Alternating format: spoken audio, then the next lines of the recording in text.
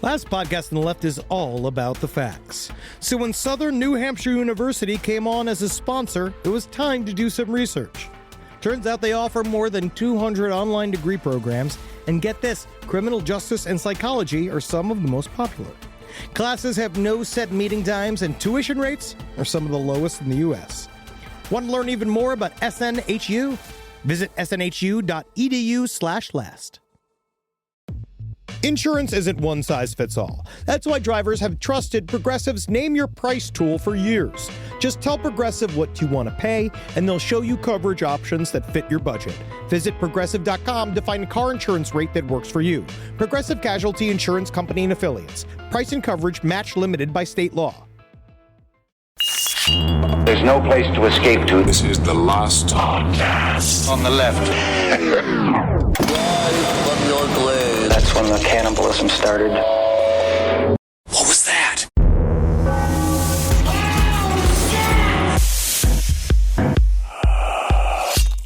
Anal swabs? What is this, some kind of gay pirate ship? Honestly. Let's start this show. Travis, if you don't mind, can you, we need some Renaissance, like we need a lute atmosphere right now. I just want everybody to get into the mindset because today we are traveling back to a more innocent time. Oh, fun. 1983. Okay. But let's start with a poem. This is a selection from John Greenleaf Whittier. Why are you? Okay. Lute music go. What? Far away in the twilight time of every people in every clime. Dragons and griffins and monsters dire, born of water and air and fire, are nursed like the python in the mud, and ooze of the old Deucalion flood, crawl and wriggle and foam with rage through dusk, tradition, and ballad age. Ah, the age of the dragon. We're not talking about dragons. We're not talking about dragons at all. We're not talking about dragons. I'm not going to be mentioning a single fucking dragon this entire show. Pantera. Pantera. Get off the stage, poet. I wrote a poem about Get off the Lamblewim. Welcome to the last podcast on the left, everyone. I am Ben, hanging out with Henry and hanging out with Marcus. We have actually, I think, set a record for a 3-person fight. We got in there before I actually introduced the show, and apparently, Henry, you're full of lies, and we're not actually going to be talking about the creatures that you said we were going to be talking about. If I looked at this outline correctly, You did not. Literally, Dog Meat mentions 8 dragons. 8 dragons. This is full-on dragon territory. I call none of them dragons. The only thing that shares what I wrote with what you just read is the word water. Dragons. All right. Well, let's see. We'll see. I'm going to see. We're going to let the audience decide. We're going to let the audience decide. This is a very special occasion where the audience gets to decide something. So today's story, we are so excited to talk about Lake Monsters. Yes. What kind of dragon are you, Kissel? I want to be the dragon. I want to be the dragon from the never-ending story except for the very end. So you want to be the happy dragon except for the very end when they all commit fucking suicide of imagination. Never-ending story is one of the saddest movie conclusions in the history of movie conclusions. And then it ends with the grandfather, Mr. Falk. Evidently, he's a former detective. He's got a whole series of skeletons in his closet. Yeah. Well, I'd say Marcus is the cockatrice, and I'm the bunyip. What's the bunyip? It's a dragon. The bunyip? Yep. All right. Sounds like it wears a sweater that Roseanne would wear in the 1990s. This is great. Bunyip. Remember that? Fun shirts. All right. No dragons, no wings in the entire series. Oh, does the wings make it a dragon? No. Because Japanese dragons don't have wings. Well, then what makes it a dragon? Scales. And also the sheer fact that none of them exist. Oh, all right, let's get into it. Lake monsters. Now, in the world of cryptozoology, lake monsters hold a special place in the hearts of those who believe.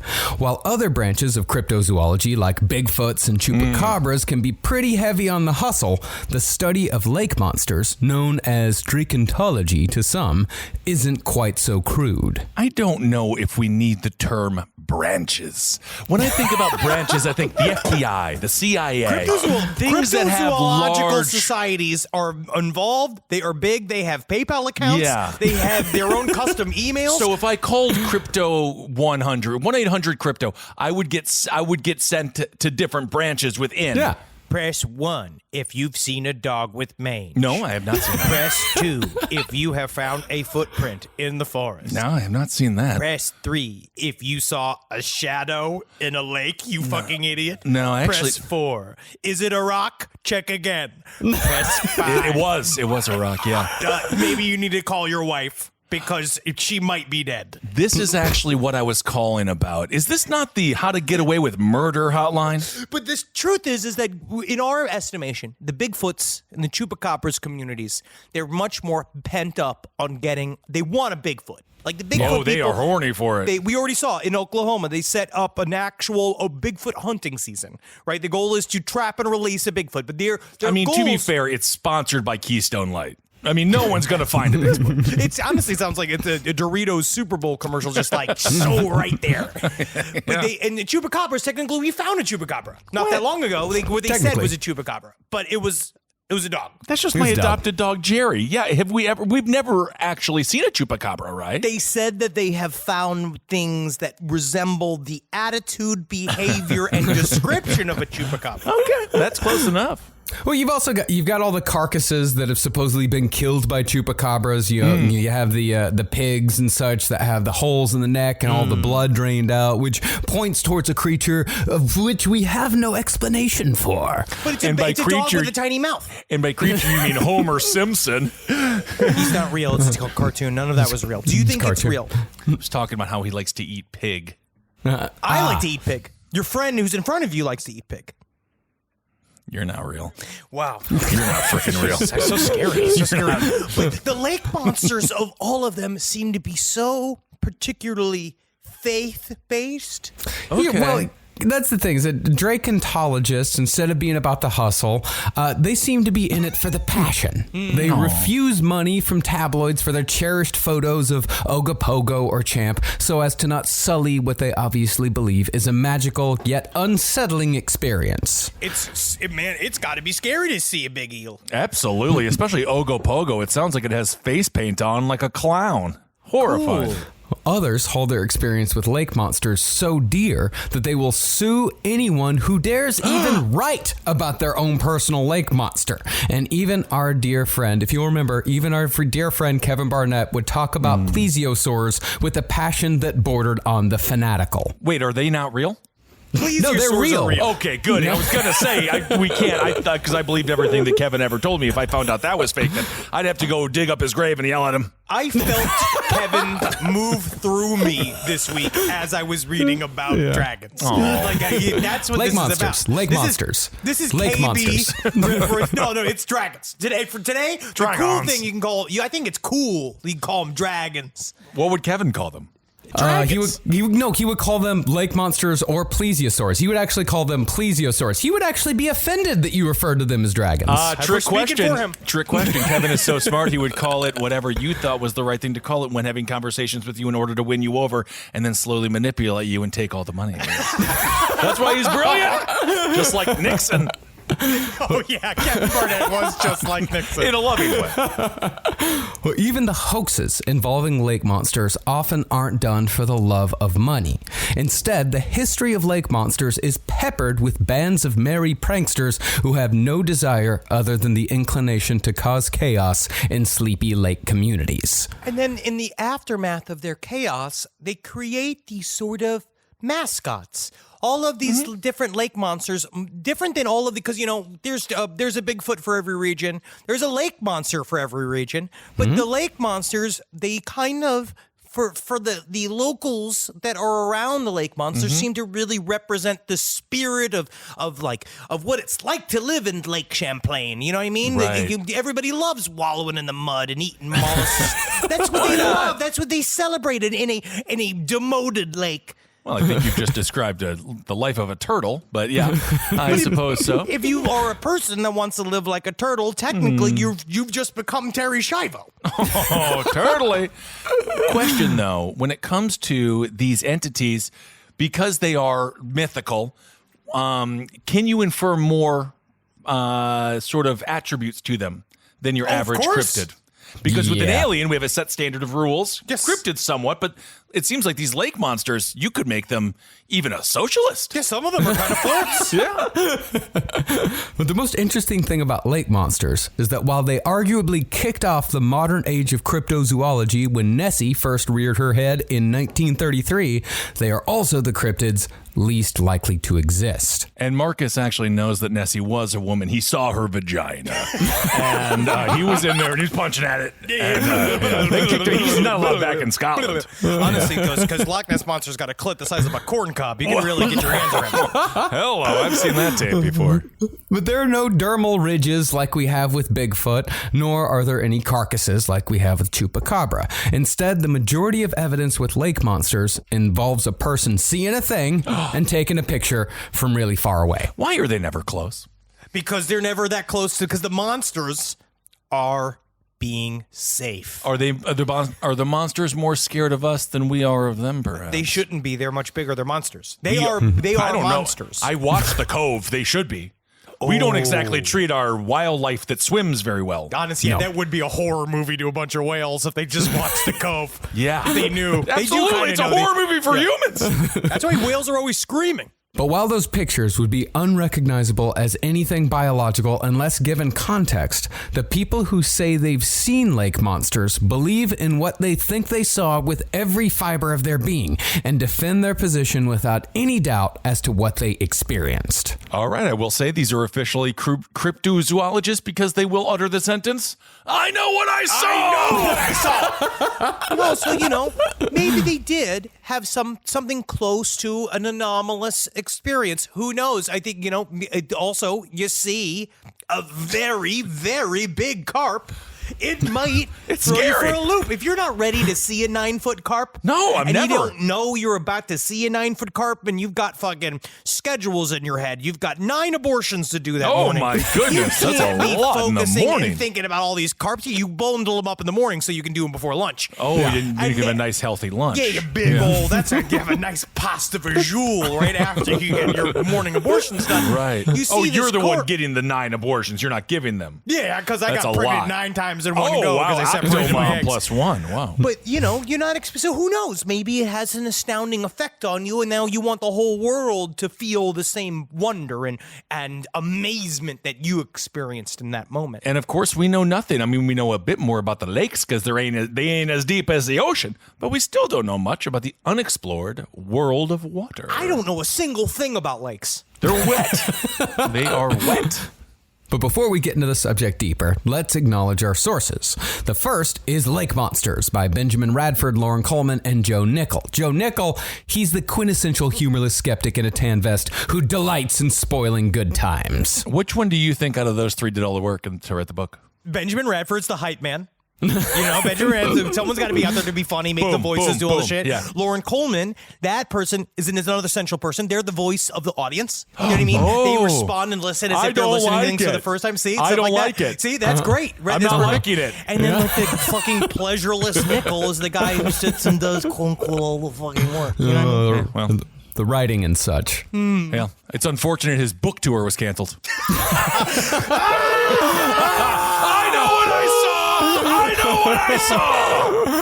Oh, It's going to get it out. Yeah, it is nice. The other book is Abominable Science by Daniel Loxton and Donald Prothero, which, while it is a debunking book, it's still done with love for the passion put forth by cryptozoologists, all while looking at the fascinating origins of our favorite cryptids.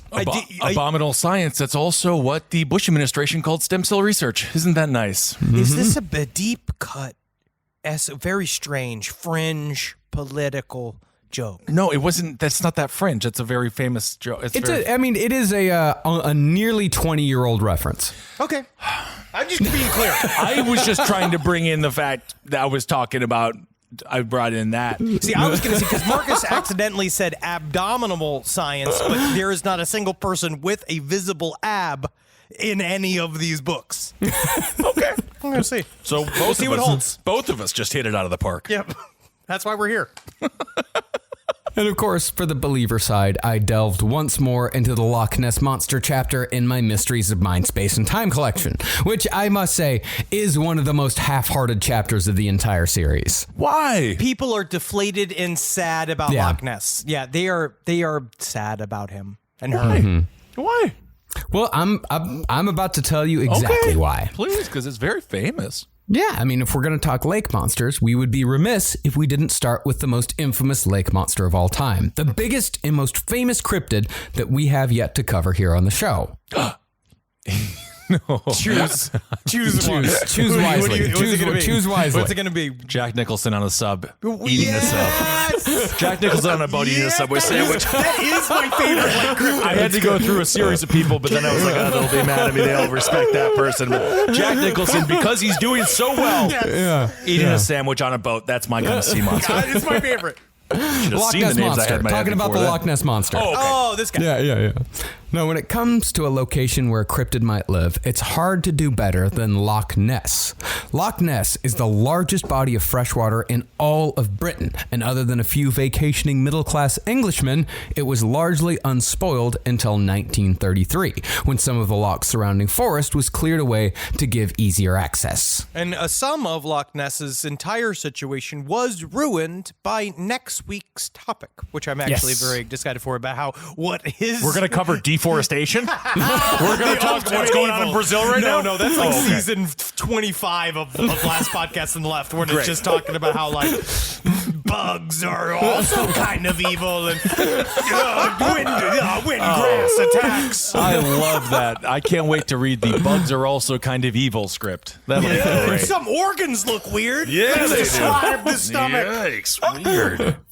Furthermore, Loch Ness is not a singular body of water. The River Ness connects the loch to the sea, which conveniently gives Loch Ness believers an excuse when people ask why Nessie isn't being constantly spotted by the hundreds of thousands of observers who have been coming to the loch since the 30s. He goes out the big dude. Oh, I see. A big dude, that's what it is. Well, he's got to. Everyone's trying to punch its vagina like Marcus Parks did. I did not punch the Loch Ness Monster's vagina. You would if you could. I know you would. Absolutely. Yeah, I know that about him. However, people do tend to see something out there with fair regularity, and there's a reason for that.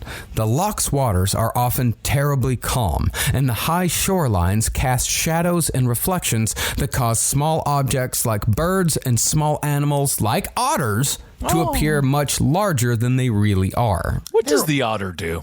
Swims, plays. eats. That's it?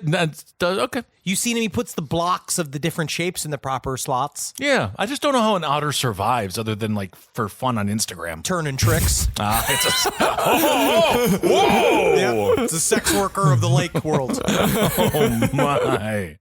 This podcast is brought to you by Squarespace. Squarespace is an all-in-one website platform that helps you stand out online. Yes, that's right. You don't have to smash your face with a hammer. You can just start a business. It's got everything you need on Squarespace, from securing your domain to building a professional site and showcasing your work all in one place. Let's say you want to show everybody how you can carve your ribs out of your lower abdomen so that you look more like a Ken doll. That's amazing. You can bring your vision to life with AI-powered design or curated templates, plus flexible editing tools that helps you create something that truly reflects your style, especially if you are somebody that is trying to corrupt the young men of America. That's what Squarespace is really going to help you. Squarespace makes it easy. It makes it easy for you to put all that together, and you just go to Squarespace and do it all. Thanks, Braden. Head to squarespace.com/left for a free trial. And when you're ready to launch, use offer code LEFT to save 10% off your first purchase of a website or domain. This is a paid ad by BetterHelp. You know, stigma shows up in a lot of different places. I know I had to explain to my handyman about the devil imagery in my home. I had to explain that in our home, El Diablo es bueno. And he reluctantly agreed. I think largely just because he was in my home and he was scared. But over time, he began to see, the devil can be my amigo. See, even in 2026, stigma can get in the way of a lot of things, right? My handyman almost didn't put up my floating media cabinet, right? You got to get support for your mental health. Maybe you've encouraged friends to consider therapy while avoiding taking the first step yourself because you're busy, worried what others will think, or telling yourself you should handle it alone. No, you need a team. Get therapy with BetterHelp, the world's largest online therapy platform. Give me a space to slow down and talk through what's building before it feels unmanageable. So let's take a short questionnaire to identify your needs and preferences, and BetterHelp will handle the initial therapist matching work for you. Their industry-leading match rate means BetterHelp typically gets it right the first time. Feel confident knowing BetterHelp therapists work according to a strict code of ethics and are fully qualified. So don't let hesitation hold you back. Find support with BetterHelp. Sign up and get 10% off at betterhelp.com/lastpod. That's betterhelp.com/lastpod. Hey there, everybody. Is your cell phone bill too much money? Are you getting that bill and you're like, hey, what is this? I can't believe for what? For 5G? Are you crazy right now? $100? I don't even barely got any bars when I'm just sitting in my living room, okay? You don't have to deal with that anymore. Are you ready for this? $15 a month. That's right, $15 a month on Mint Mobile. Yeah, baby. Get their wireless plan, because they're just sitting there on the T-Mobile 5G network, and it's just $15. Your whole life, you're just paying all this money every month. You're like, why? Where's it going? It's going to these phone companies that are robbing you. So go to Mint Mobile. Let them help you talk to your mom. So get your new wireless plan for just $15 a month. Go to mintmobile.com/LPOTL. That's mintmobile.com/LPOTL. Cut your wireless bill to $15 a month at mintmobile.com/LPOTL. That's it. There's no catch. Upfront payment of $45 for 3 months, $90 for 6 months, $180 for 12 months. Plan required, $15 per month equivalent. Taxes and fees extra. Initial plan term only. Greater than 50 gigabytes may slow when the network is busy. Includes up to 20 gigabytes hotspot. Capable device required. Availability, speed, and coverage varies. See mintmobile.com. In addition, wakes from boats passing through the loch, of which there are many, can be reflected from the shores to form a standing wave in the center of the loch long after the boat has passed out of sight, which could easily be mistaken for the wake of a large creature swimming underwater. And it also has a lot of like weird channels underneath it. It's got a weird bottom to it where they say that things can hide or whatever. But it does seem to be, more than anything, every time they've taken pictures of what could be. There's a recent picture of a Loch Ness actually that came out like several months ago that came out, but it was a big fish. Well, but it's fun if you just call it a Loch Ness Monster. And what's the difference? That's what I mean. Now you're getting on my page. Yeah, honestly, the water is still full of the scariest of all the creatures as far as I'm concerned. If you call it a tuna sandwich, it becomes a tuna sandwich. That's what Subway did. Now, Scotland is full of lochs, just like Loch Ness. Some so deep that the Eiffel Tower could be dropped to the depths and the tip wouldn't even break the surface. Whoa, Carmen Sandiego. Wait, is she in the Eiffel Tower under the ocean? That's where she put it. That's where she put it? I don't know. Carmen Sandiego, you were trying to find Carmen Sandiego. I don't think that she had anything. Did she have anything? She would steal important historical figures and landmarks. That's why you were trying to find Carmen Sandiego. I thought she was just a missing person. What do you think? She thought that she was just like guilty of rape or something? Yeah, like Roman Polanski. I don't know. I thought everyone was just trying to find Carmen Sandiego. I honestly was like, someone kidnapped her. Like, what is she, from Utah? Like, what's going on?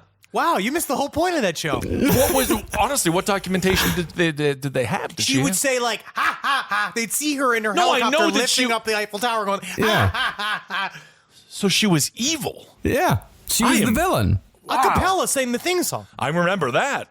Well, because there are so many lochs in Scotland, the Scottish, like many folk who develop societies around large bodies of water, have a plethora of folklore involving terrifying water monsters.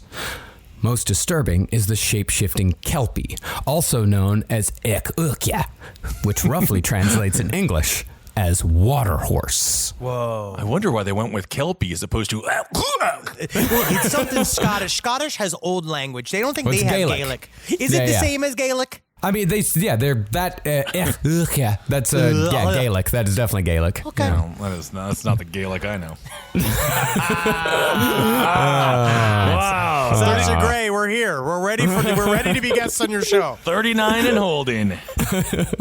Well, ironically, water horses are always encountered on land and can be identified by the seaweed tangled up in their mane and their wet skin. If an unsuspecting or foolish soul decides to climb upon this mystery horse, they would find that the water horse's skin is also highly adhesive. Whoa, sticky horse. That is not a game you want to play with your grandfather. And the water horse will gallop straight into the loch, taking the stuck and screaming victim down to the depths where they meet a horrific death by drowning. I know what I saw! Wow. Look at that guy over there molesting that horse to death. Wow, that is horrible. Really, I cannot think of a worse fate. So do you die from the drowning, or do you die from them destroying your entire body? In this fantasy, you die from drowning, but it does You die sound from like drowning, what could have happened is they got by a boa constrictor, and you Could could be. call a big snake a water horse if we're getting into creative names for things that we don't understand. Call it a freaking anaconda. I don't think they ever had boa constrictors or anacondas in Scotland. Yeah, Well, I they're- don't know if they have jungle snakes in the lochs. I don't know. I don't know what they have over there. Something can get wandered over there because then you think about maybe during the Roman times when they spread deep into the Anglo-Saxon territory, they could have accidentally have brought with them various exotic animals and littered them throughout these areas. This is actually a theory that I now in my Starbucks addled brain I actually think is It's fucking tight. It's literally Noah's Ark.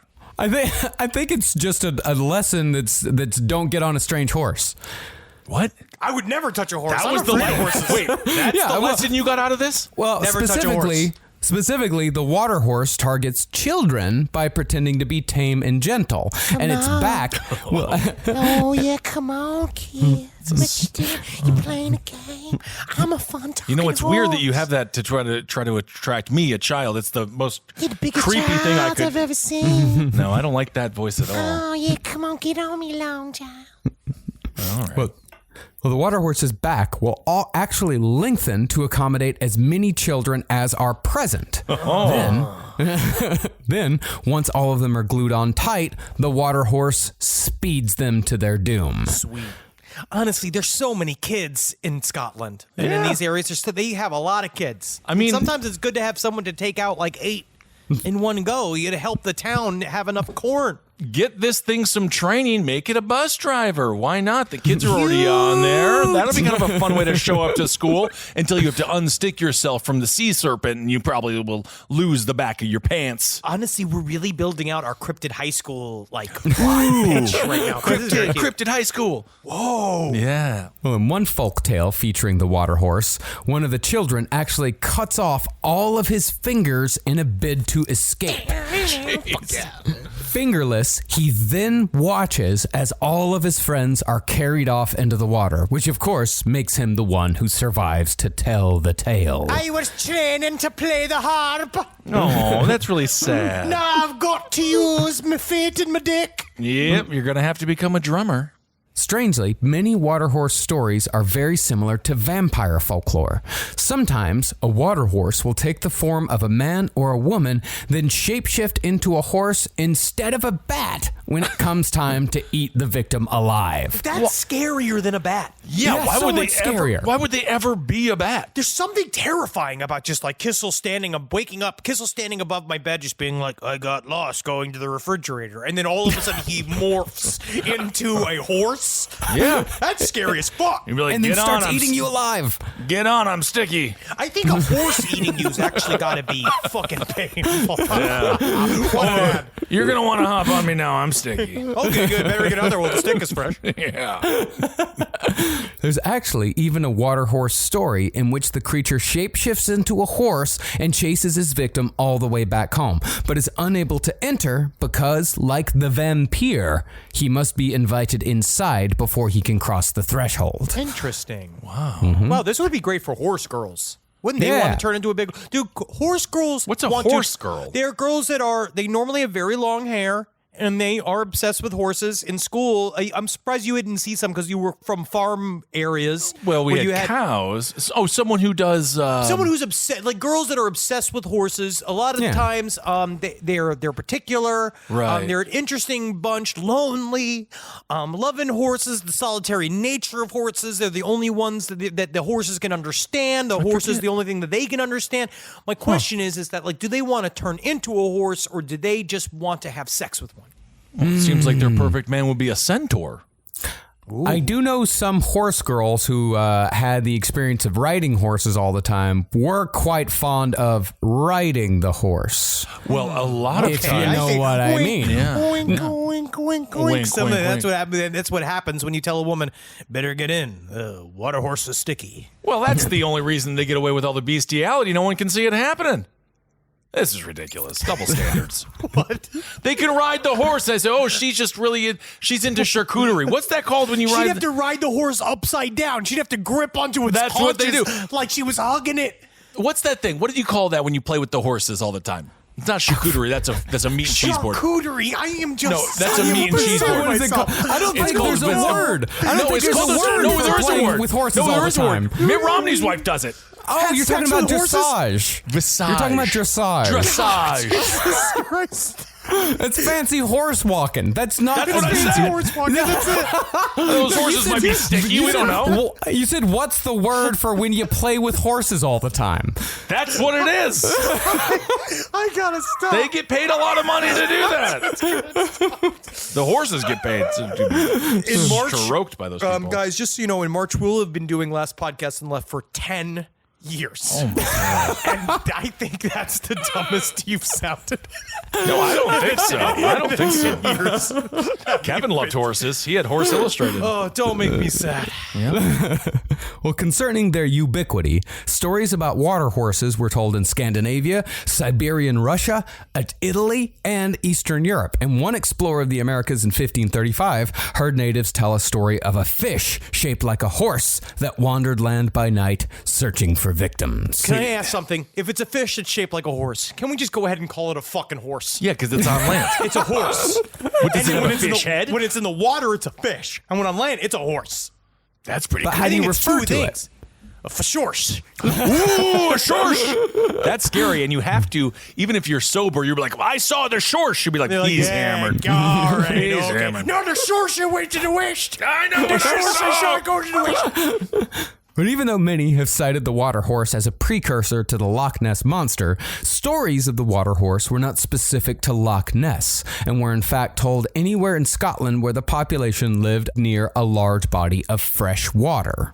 However, there is one story specific to that area of Scotland that supposedly occurred in the 6th century that many point to as a possible proof that Nessie-like creatures have been living in or near Loch Ness for centuries.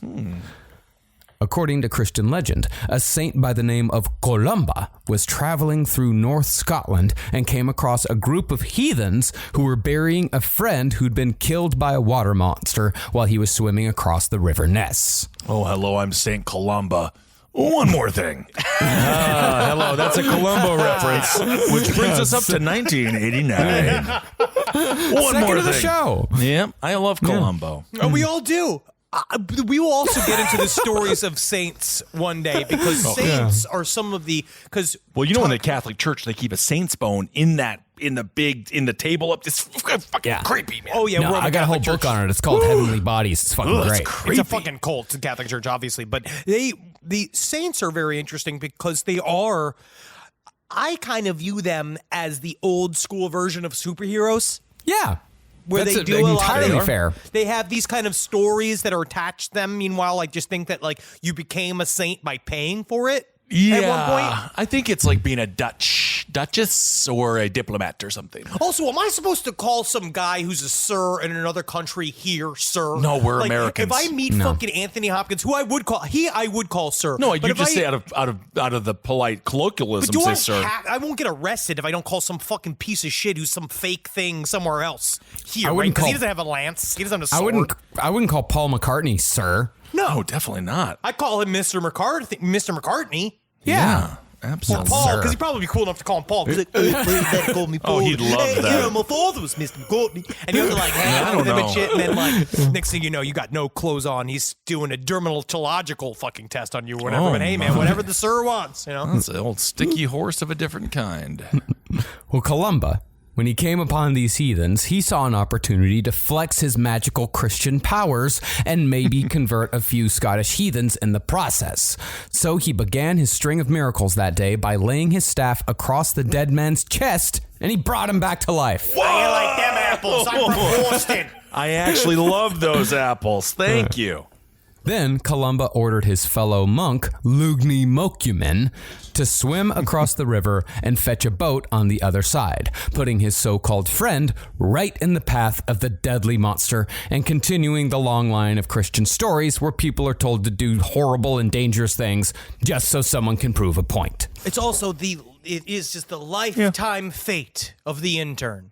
Yeah. He is always just sacrificed for the good of the saints. Well, absolutely. How else are we going to know if you could swim across this lake that has a massive demon in it? Unless you try. Hey, especially if you're giving college credit. Yeah, why not? And if you die, we'll get another one of you. Yeah, you're all the same. Yeah. So Brother Lugni did what he was told and began swimming across the river. Suddenly, the water beast emerged and swam towards the monk, roaring with jaws wide open and the intent to kill the monk just as he had the heathen. I'm just trying to say hi. That's the saddest part about being a lake monster or a dragon, is that people can't take your hugs with pleasure. Every time I say I love you, I burn you to a crisp. Oh my God, Kissel, is that the real you speaking? Yeah, it was. I had to kill it. Took it to the backyard and killed it. But at that moment, Columba stepped to the edge of the river, made the sign of the cross, and invoked the name of the Lord, telling the beast that it shall go no further and that it must leave at once. Did it work? The great monster, then no more than a few feet away from slaughtering Columba's companion, suddenly stopped and fled, moving backwards as if it had suddenly been pulled back by ropes tied to its body. Cool. Okay. Brother Lugna was able to retrieve the boat unharmed, and according to Columba's biography, the heathens praised him, gave glory to the God of Christians, and were baptized then and there in the waters of the River Ness. Hell yeah, if you dig this lake monster explosion, you want to like and subscribe. Here to the power of Jesus Christ. Let me ask you this, though. If St. Columba wasn't there, would Lugni have swam in the river? No. No. Yeah, of course not, because it's really stupid to do. Because he didn't have the idea to do it, and it took his I don't boss know. to have the idea for him to put his life in danger to discover the monster. What if it didn't work? What if he just got eaten by the fish? They, happen unfortunately, then? would have to go back again. You'd have to go back to the local university, and you have to put up flyers saying you're looking for interns. How many and you times- meet all of these people and explain to your wife that you're not trying to have sex with these interns? Like all of this is just this is just perfunctory. You're actually using these as sacrifices for lake monsters, and hopefully she sees that. That's the thing with the saint. How many times did this not work out? And then he was like shunned from a village. We don't know. Oh, dude, this wasn't Columba's only miracle. He had a hell of a resume. He calmed storms. He turned water to wine. He summoned water from a stone. He comforted a weeping horse. He enchanted a stick so animals... That ain't a miracle. I've done that. I don't know what the hell that is. When you just fucking stroke it off, like how do you comfort a weeping horse? That's Like, maybe what is why it was crying in the first place. I don't know if you want to re-trigger it. Yeah, why was it crying? How do you know a horse is crying? There's tears coming out of its eyes. Yeah, it was. That's what the miracle was. It was double miracle because, like, wow, that horse is crying. This is weird. And then St. Columba went over and made the horse stop crying when no one else could keep the horse from, sobbing and weeping and wailing and Give it such. a massage or something. Do that fucking. I have no idea how you make a horse not maybe peanut butter. Yeah, Animals love peanut butter, honestly. They I don't do. know. Every animal does. I don't truly. And the human animal most of all. Indeed. And Columba also enchanted a stick so animals were compelled to impale themselves upon it, and he once banished a demon that lurked in a milk pail. Hate that milk pail demon. I actually had that happen to me the other day. This is how fascinating my life is. Really? I had milk. No, Kissel, look at me. Why are you No, touching listen to me? me. I had milk the Yes. other day that was supposed to go bad on February 7th, and then some devil went into this milk and made it go bad. Listen to me. Did you leave Look it outside shut of the up. Listen to refrigerator? the rest No. of my story. Okay. By February 2nd, Wow, this that's milk 5 was days. bad. Yeah, what was there a temperature drop with the milk? Was there anything bad with the milk to begin with? There Also, was- maybe it was best used Misprint. if not opened by the 7th. Yeah, or just a misprint. You know, Oh, could someone be. had- That's yeah. a pretty big misprint, though. To be fair, Marcus, That's a big misprint. It is. But these things happen. they do happen. Where are these so-called saints to help me now? Well, you have decided to turn your back on any saint because of your I don't need their help. your religion. You see air that? How I'm quotes. defensive about both of that. How I wasn't Well, then you're not offered their gonna have help any so I could say no. Then you get I no would fresh prefer, milk. I'll at least offer from you some kind of saint. You're supposed to offer the devil's advocate some form of help, and then I go, no, I rebuke you. Like that's what it's supposed to be, and it never happens. No. Yep. Sorry, I'm sorry, everyone. No, I mean, I did think this. I want it to happen for you. We have to get you into the Catholic Church, and again, you're far too hairy, and you weren't molested as a boy, and I just don't see the way in. I guess I'll have to be molested now. You can't be. Now, as far as Loch Ness itself goes, it's been the site of many a prank long before the Loch Ness Monster. In 1868, a crew captured and killed a 6-foot-long bottlenose whale and threw it into the loch, drawing large crowds and causing a stir before the seamen admitted what they'd done. TV used to be easier. Yeah, I guess so. Besides pranks, there were also misidentifications. In 1852, a rowdy crowd of country folk were so frightened by a creature swimming in the loch, which they thought was a kelpie, that the whole town gathered on the shore with hatchets, scythes, pitchforks, and in the case of one woman, a medieval flail. Holy shit! I'll find this in my closet. Yeah, what were you using that for? Nothing. Nothing? Okay. But just as the head of the mob raised the rifle he'd brought so he could shoot the quote-unquote kelpie, the quote-unquote monster came into focus. As it turned out, the creature was just a pair of ponies who had inexplicably swum across the lake. And so everyone's out Who's there the ready real to- monster now? They're all ready to kill this monster. They think that the water horses in there are going to kill him, and they all show up like, we'll get the monster, we'll get it. And then they look, and they just see 2 ponies drown. And then Did they do drown? nothing? Did the ponies drown? No, they made it across. They can swim. They got Actually, big they said they swam a full mile. Horses can swim. Honestly, that's incredible. That's just, but still, I guess then you're just watching the horses swim, and then you're just like, Waiting for the monster to show up. it's like, hey, why did we all jump in and... Honestly, why have we been using this lock? That's the one thing about being close to this lock. Everybody says, oh, I want to be close to the lock. Oh, Yep, I want to be they do. close. But then do you use it? Do you ever just sit and use it at some point, man? Do you ever go down to the lock and you try and arrive on? We've arrived in Jamaica. Wow, what a Disney around the world in linguistics I'm that the was. first Jamaican Disney princess. That's really incredible. Very good. But in 1930, the legend of the monster began to take shape. 3 young anglers, as they were called in an article written at the time, experienced an encounter with some sort of underwater phenomenon. From their reports, these boys heard the sound of something thrashing about in the water, and they saw splashing and foam about 600 yards away. I'm just hanging out here, trying to find friends.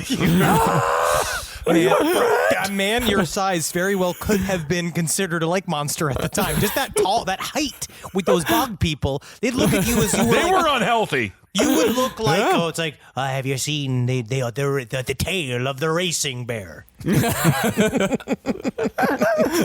Well, suddenly, the whatever it was came straight towards the boys, but turned to the right when it was about halfway there. Now, this story, it's a bit of a dud. It's just like, sure. It's a fine story. But despite it being the first known report of a mysterious something hiding in Loch Ness, it did not capture the public imagination, mainly because it is kind of a dud. Yeah, Right. they just saw a thing and then they maybe didn't see the thing. They got to Yeah. cut off one of their feet and then say that it ate one of their feet, Yes. they got to Yeah. really go for it. Yeah. Yeah, they got to sell it. Yeah. The capturing of the public's imagination wouldn't happen for another 3 years when the Inverness Courier printed an article with this eye-catching headline: "Strange spectacle on Loch Ness. What was it?" Cool. A picture of just some fat Scottish guy just nude on the beach waving. No one's my friend. There is nothing more fun. Was that in a legit newspaper? Yeah, the Nothing Inverness more fun than that. Yeah, I'm sure it's pronounced Inverness or Inverness. Inverness. Yeah, it's Inverness. Yeah.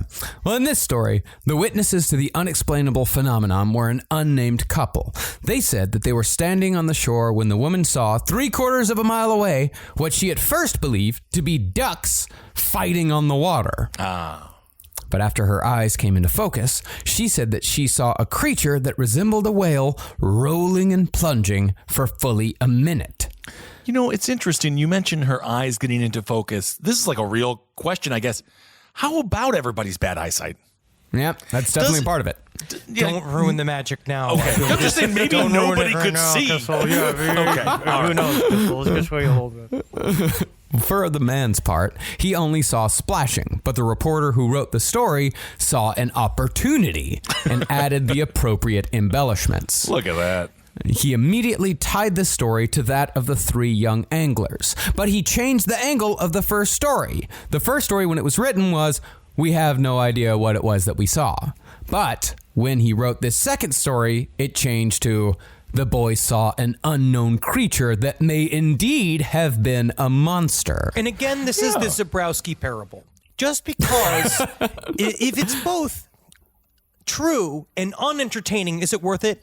Well, Well, it's it more could be important for something important. to be mostly true and have the spirit of the freedom of truth, but then be ensconced inside of something that's a little bit more Like a lie. No, Yeah. A you lie. say a story sometimes tells the truth better than facts. Well, I think if Gonzo journalism. The problem is it was published in a newspaper that was like right by like everyone else died of syphilis today. And then it was That's why like I gotta find something to break the monotony of the Black Plague, or every single month when Scottish magazines have to do why are our knees so ugly, Right, and what's other the centerfold? other kilt mysteries. Oh my goodness, I love a good Scottish centerfold. They would spray musk on the pages, so you really felt like she was there. Oh, I like a bush hair fragrance.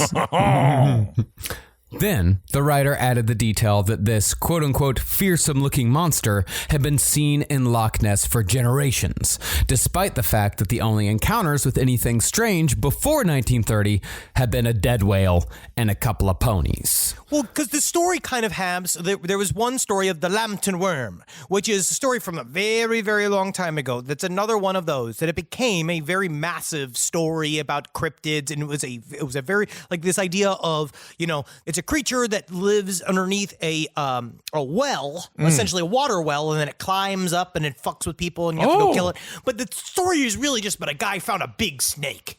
And it scared him and he threw it in the well. And then it became a very big, important tale to all of Ireland and Scotland at the time. And I mean, it makes sense. Yeah, it's Scary as hell. It's fun to do. A big old snake is scary, especially to a fucking Anglo-Saxon in the middle of the bog. Oh my! I'm just so happy we have faucets now. Running water, we take it for granted. It's We pretty really insane. do. It's pretty pretty awesome. convenient, yeah. Yeah. It really is. It really is. Every time I watch Naked and Afraid, I'm just like, Oh, my thank goodness. God. Thank God I watched didn't that- voluntarily go on that show. Bear Grylls, by the way, when he drank the water from the elephant shit. I mean, I don't even know if that was real elephant shit. Do you see that or bear shit? He squeezed it and put it in his mouth. You see that? No, You guys didn't watch that? see that. No. Nope, didn't see that. Really? You didn't No, see I'm that? It was sorry, big. no. It made This big is- news. It's not relatable, But to you, It to is. us, No, it's very similar to Naked and Afraid. He squeezed shit for water. I'm a bunyip. Well, nevertheless, the story caught on, but the embellishments of the Inverness Courier weren't the only factor. According to some researchers, the real culprit behind the popularization of the Loch Ness Monster was none other than King Kong. We did it again. What? King Kong? Yeah. See, King Kong was released in Scotland in 1933, right around the time that sightings of the Loch Ness Monster began. If you'd never seen the original, One scene features a long-necked monster in the water plucking men from their boats and killing them. It's very memorable. It's so sweet. I fucking love that whole when they go to Skull Island. That's a great sequence in the original King Kong. That's awesome. This creature, which had a small head, a long arched neck, and a rounded back, then crawls out of the water to reveal itself to be not an aquatic dinosaur, but rather a quadrupedal brontosaurus. Whoa. And lo and behold, the next sighting of the Loch Ness Monster, which occurred just weeks after King Kong was released in Scotland, featured just such a creature. On August 4th, 1933, the Inverness Courier, your number one source for Nessie news, published a letter from a Londoner named George Spicer. Spicer claimed that while driving along the shores of Loch Ness, a long-necked, round-backed dinosaur of the Brontosauri persuasion lumbered across the road 50 yards in front of him, carrying a dead lamb in its mouth. That's fucking sweet. Very cool. Yeah. Now, as far as we know, this is the only terrestrial Loch Ness Monster sighting, but this is also the first story that reported the creature as long-necked. From there on out, though, the Loch Ness Monster has almost always been reported as long-necked, despite the fact that even serious Nessie believers dismiss George Spicer's story. Because even the plesiosaur, they don't think necessarily had that long of a neck. But this is the What type would they know? This is the type of like sightings that I love. What do you mean? What did paleontologists know? What do they know? They do make up. I feel like they do fill kind of in make the up bones. shit. Yeah, they just bones. They pile them in different shapes. They always put a big cock on them. But that's what you're seeing. There's your magazines. It's just Big weird. Cock Stegosaurus.com. Oh my goodness. But these are my kind of like my favorite types of like weird sightings when people see dinosaurs or people see like pterosauruses or plesiosaurs. Like there was something about that because there's no evidence that shows that any dinosaurs made it to our time period. There's really nothing except for the cockroach, the alligator, and the shark, right? Which are essentially like we see these things. Yeah, some birds, but birds changed because birds used to be dinosaurs. That's what they say. So Ferns, there's some ferns that also survived. but I love that. That's the one thing, like the kind What of about an weird alligator? basis. That's what I said. I did say that. Yes, I did say. alligator. God, I just feel like I just feel like Hippo? your father. Was I feel hippo? like your father. I just what else do you think Benjamin, I don't understand why you That's want how my to dad listen to sounded? me. Yeah. I don't get why you want to get into the basketball. But I love that. I love that weird thing because they try to make it like hingeable. Like they try to make it a little bit like, well, maybe he is seeing a dinosaur. Maybe that kind of shit. They try to tie it all in. Mm-hmm. Well, furthermore, King Kong also made the Loch Ness Monster more believable. Even though the special effects look goofy now, King Kong was so real and nightmarish in 1933 that people left the theaters with panic attacks. Cool. And seeing the monster on screen, of course, made it easier for them to imagine seeing something similar. And as it turned out, George Spicer, the man who wrote the Brontosaurus letter that introduced long-necked dinosaurs into the Nessie legend, fully admitted in an interview conducted months after the sighting that he had indeed attended a showing of King Kong just before driving around the loch that day. I mean, hey, whatever. That doesn't necessarily mean it didn't exist or it didn't happen. Parallel thinking. Parallel thinking. Man, I do. When was the last time you were really shook or scared by something? It's been so long. I saw a thing the other night, but again, most of the times I'm really, really scared. It's You late saw at something in night, the sky? but it's just because I'm high. And also, we have a lot of, you know what's scarier to me? It's like last night we had some form of murderer was like in our neighborhood or something. What? And so the helicopters were really, really low last night. So that thing where, so I went outside. You know it was some form of murderer? Well, you know, they're looking for somebody really hard. The spotlights were out. And so I went out and it was fun. I waved at the helicopters. You and stuff, did? but that's It's scary. not me you're looking for. Not me, Could have done without that. You're really actually annoying us. I pay your salary. They love that. Yeah, they love it. Okay, cool. Did they find him? I don't fucking know.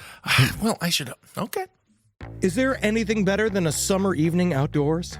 Enjoy your space to the fullest with new greenery from Fast Growing Trees. I love a big, thick bush. Fast Growing Trees is America's largest, most trusted online nursery, and they can send me a big, thick bush any time of the day. It arrives at work It arrives at my car. I can pinpoint on a Google map where it is. Send me a big, thick, brown bush. And they send it immediately when they have it, because sometimes the shaver comes to town.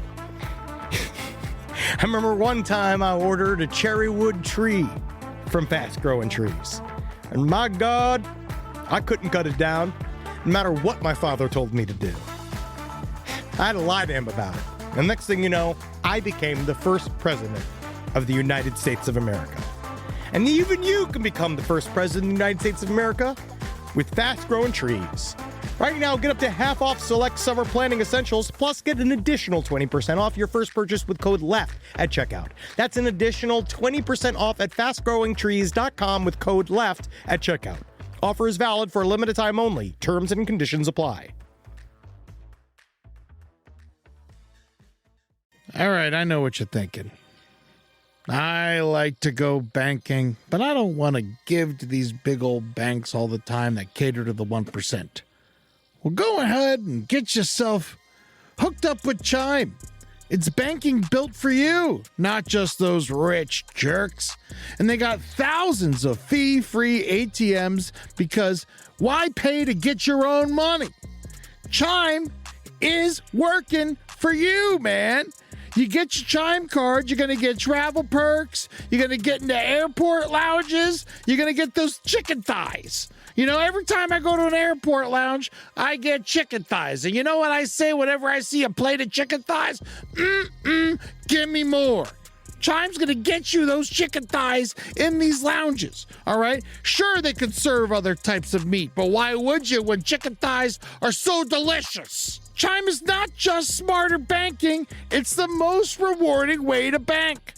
Join the millions who are already banking fee-free today. Head to chime.com/left. That's chime.com/left. It only takes a few minutes to sign up. Chime is a fintech, not a bank. Banking services for Chime Card provided by Chime's bank partners. Optional products and services may have fees or charges. Stated cashback for Chime Prime only. No minimum balance required. For more information on travel perks, go to chime.com/disclosures.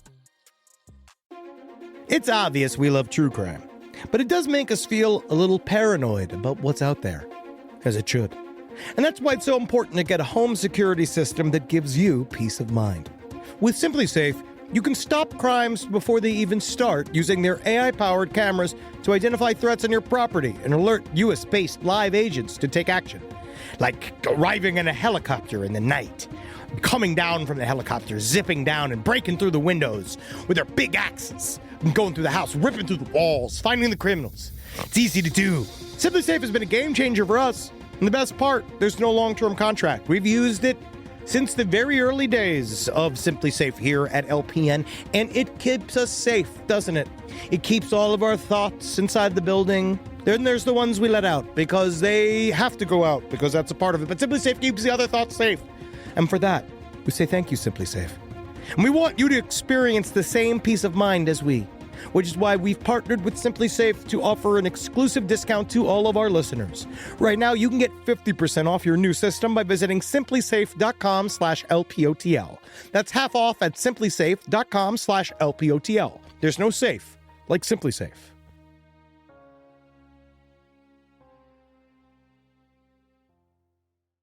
Now, concerning the locals of Loch Ness, they were just as surprised as anyone else to discover that this so-called monster had, quote-unquote, existed for generations.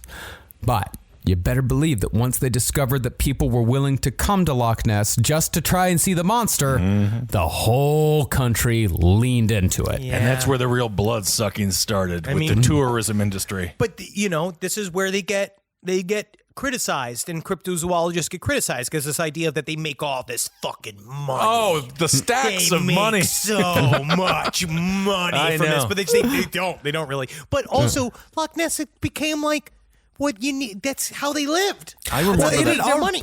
Even before the Loch Ness Monster, it had already been like a pretty popular vacation spot. Like Englishmen used to love going to Loch Ness for a vacation. This just gave people a reason to go. And then once they got there, they're like, this place is really nice. Side stories, LPOTL@gmail.com. Let me know, is Loch Ness actually a nice vacation spot? Because I've heard it's great. Like, I've just never heard of a magazine celebrating the beaches of Scotland.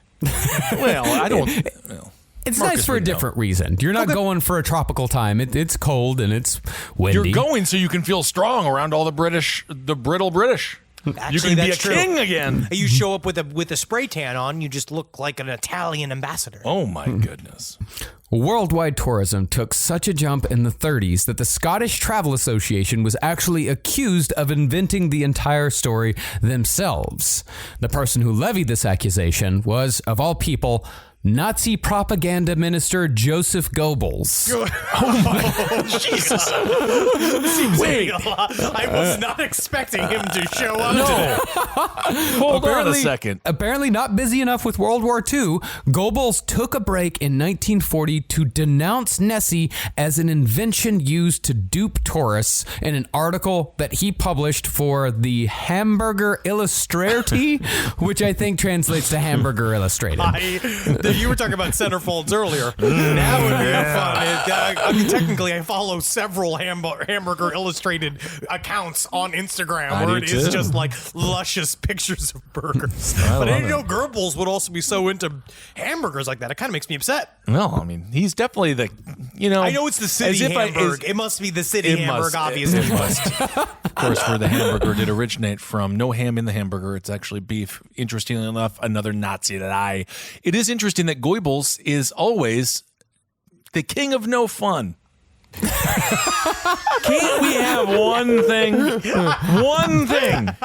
What about Nessie? What's wrong? I mean, really, though, what's wrong with believing in Nessie? I don't think there's anything wrong with it, but it incensed Goebbels. Goebbels? Well, he said that, the fact that the British people believed in the Loch Ness Monster was proof that the British were stupid and couldn't possibly win the war. Oh. Yeah. I also think it's interesting how all three of us pronounced Goebbels differently. Because I don't know how it's pronounced. So I just make it up and I stick with one and then I change it if I want to. Yeah, we did Goebbels, and Goebbels. Goebbels, which I don't think Goebbels is correct. No, Goebbels. That was his son that kept in the basement. I thought that Goebbels was just the most serious Teletubby. Yeah, it was. Yeah. Well, then the Italians jumped on the Nessie bandwagon, and Mussolini's newspaper Popolo d'Italia. What does that mean? The popular Italian. Roberto Benigni. Yes, he was like a popular the Italian people or something. I'm sure that's what it means. Yeah. I have no fucking clue. I don't know. That's great. It's the spaghetti times. Why not? Have fun with it. Well, the Italians, with all seriousness, claimed that the Loch Ness Monster had been killed by an Italian bomber during a raid of the UK, and that the Italian pilot had himself seen Nessie's dead body floating in the loch. I seen it. It wasn't on a rock. It was a monster. It was. Meanwhile, like, fucking... Just dumping a bunch of meatballs and marinara sauce on it. The power of the Italian Air Force. Because everybody always says that the Italians, they're Warcraft. Oh, they don't love to just fuck and eat and drink wine. No, they love to fight. They love war in Italy.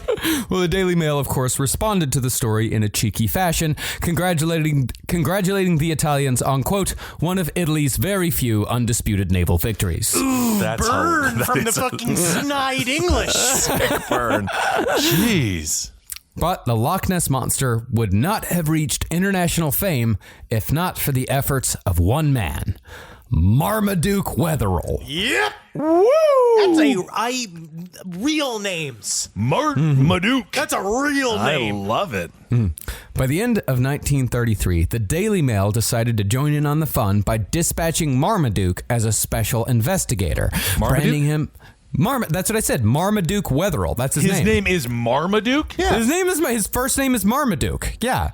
Hey, call him Dookie for short. Old Dookie Wetherell. How did I not hear Marmaduke the first time? Because you don't listen. know. I know you said because you're impervious. You can't. No, all I do is listen. Yeah, I kind of Marmaduke Wetherell. He thought was his name was softball pitch to you. He was the look on his face was him excited to tell you. Well, the name. naturally, because I would have put in a joke about the dog.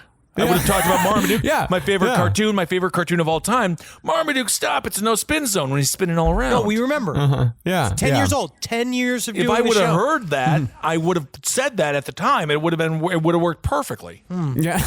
Well, the moment's passed, hasn't it? Yeah, it did. Yeah. Well, I'm going to be talking about Marmaduke for a while. Moments passed. No jokes coming from me. But I'm just saying, if something springs to mind, there's going to be a lot of opportunities. Got to fill, and we have to fill those with content, is what he's saying. Okay. Yeah. I'll think. Well, by the end of 1933, the Daily Mail decided to join in on the fun by dispatching Marmaduke as a special investigator, branding him as a big game hunter. In reality, Marmaduke was a film director and actor. Yes, but the best part about being an actor is that depending on your hat, you can be anything. Yeah. You put on something. You really? You just become a cryptozoologist. You become a professional surgeon. You become a mayor of a small town. How many things have actors ruined? Like, how Most many things. civilizations have they destroyed? Yeah.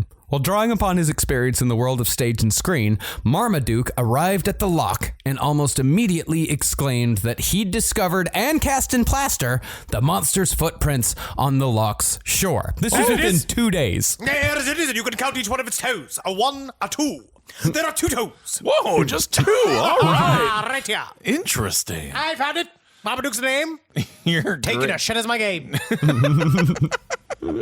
Described by a BBC correspondent as a, quote, dense, fruity, pachydermatous man in pepper and salt tweeds. I feel like Could have gone with honestly, actor. What the hell? I feel dense.